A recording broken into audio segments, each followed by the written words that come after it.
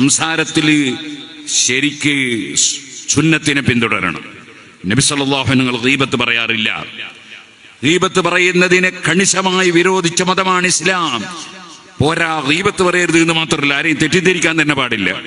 യാ അയ്യുഹല്ലദീന ആമനൂ ഇജ്തനിബൂ കസീറൻ മിനൽ-ളൻ ഇന്ന ബഅദൽ-ളന്നി ഇസ്മുൻ വലാ തജസ്സസൂ.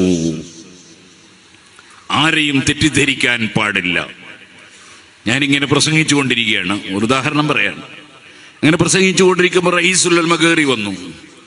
റഈസുൽ ഉലമ കയറി വന്നപ്പോ ഞാൻ റഈസുൽ ഉലമ വരുന്നുണ്ട് എന്നെ തക്ബീർ ചൊല്ലിച്ചു. നിങ്ങൾക്ക് എല്ലാവർക്കും നല്ല റാഹത്തായി, എനിക്കും റാഹത്തായി.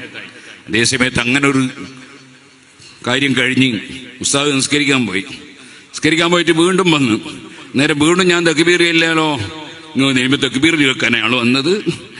നമ്മൾ വന്നത് ഇവിടെ പ്രസംഗം കേൾക്കാനല്ലേ എന്ന് നിങ്ങൾക്ക് തോന്നൂലേ? സമയത്തിന് വിലയില്ലേ?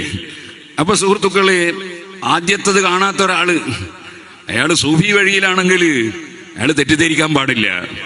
അതിന്റെ വേണ്ടത് അത് നേരത്തെ കയറിയപ്പോ ആദരവും ബഹുമാനമൊക്കെ കാണിച്ചിട്ടുണ്ടാവും. ഇത് രണ്ടാമത് കയറിയാന്ന് മനസ്സിലാക്കാനുള്ള ബുദ്ധി വേണം, അല്ലെങ്കിൽ നല്ല ചിന്ത വേണം, അല്ലെങ്കിൽ നല്ല കൽബ് വേണം. അപ്പോഴേ സൂഫിയാവുള്ളൂ.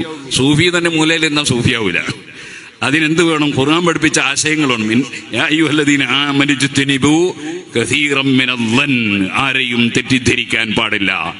ഇന്ന ബഅദൽ-ളന്നി ഇസ്മുൻ. തെറ്റിദ്ധാരണ അത് വലിയ തെറ്റാണ്. ആരെയും തെറ്റിദ്ധരിക്കാൻ പാടില്ല. നല്ലതേ ധരിക്കാവൂ. ദുന്നൂ ബിൽ മുഅ്മിനീന ഖൈറാ. മുഅ്മിനീങ്ങളെ കൊണ്ട് നല്ലതേ വിചാരിക്കൂ. നിങ്ങൾക്കറിയില്ലേ ഫത്ഹുൽ മുഈൻ ഫിഖ്ഹ് എങ്ങനെയാണ് നല്ലതേ വിചാരിക്കണമെന്നല്ലേ? ഒരു പൂച്ച അത് എലിയിൽ പിടിക്കുന്നത് കണ്ട് അതേ അതിന്റെ മീശയുമേലും താടിയുമേലും ഒക്കെ എന്തായി, സുബ്ഹാനല്ലാഹ്, നജസായി. അത് നമ്മളെന്ന് വിട്ട് പുറത്തു പോയിട്ട് കുറെ കഴിഞ്ഞിട്ട് അത് തിരിച്ചു വന്നു. പോയ സ്ഥലത്ത് വലിയൊരു കുളമുണ്ട്.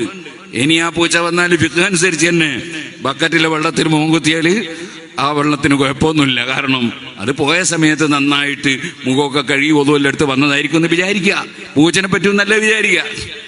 നായനെ പറ്റി വരെ നല്ല വിചാരിക്കണമെന്നല്ലേ ഫത്ഹുൽ മുഈനില്ലേ? നമ്മളൊക്കെ എന്താണ് നായനെ പറ്റി നല്ല വിചാരിക്കല്? നമ്മൾ കയറി ചെല്ലുമ്പോൾ ഒരു ബക്കറ്റിൽ നിന്ന് നായ എങ്ങനെ തലപൊക്കുന്നു. ആ നായ എങ്ങനെ തലപൊക്കുന്നുണ്ട്, പക്ഷെ വെള്ളം തൊടുന്നത് കണ്ടിട്ടില്ല. നായ ബക്കറ്റിൽ നിന്ന് തല ഇങ്ങനെ പൊക്കുന്നത് കണ്ടു. എന്നാ വെള്ളം ഉപയോഗിക്കാൻ പറ്റുമോ? ഫത്ഹുൽ പറഞ്ഞതിന് കുഴപ്പമൊന്നുമില്ല. കാരണം നായ തൊടുന്നത് നമ്മൾ കണ്ടിട്ടില്ലല്ലോ. നായനെ പറ്റി നല്ല വിചാരിച്ചൂടെ? അപ്പൊ ചിലർക്ക് ചിന്തയാണ്, എന്തിനാ അങ്ങനെ തല പൊക്കിയത് എന്ന്. നിങ്ങളിൽ എത്ര കിണറ്റിൽ ഇങ്ങനെ നോക്കലുണ്ട്, എത്ര ലിറ്റർ വെള്ളം ഉണ്ട് നോക്കിയതായിരിക്കും നായനെ പറ്റി അങ്ങനെ നല്ല വിചാരിച്ചൂടെ? അപ്പൊ നല്ലത് വിചാരിക്കാൻ കഴിയാത്തവൻ എങ്ങനെ സൂഫിയാകല്, എങ്ങനെ തസൗഫാകല്, എങ്ങനെ ഫിഖ്ഹാകല്? ഒന്നും ഉണ്ടാവില്ല, ദീനന്നെ ഉണ്ടാവില്ല. അപ്പൊ യാ അയ്യുഹല്ലദീന ആമനൂ ഇജ്തനിബൂ കസീറൻ മിനൽ-ളൻ ഇന്ന ബഅദൽ-ളന്നി ഇസ്മുൻ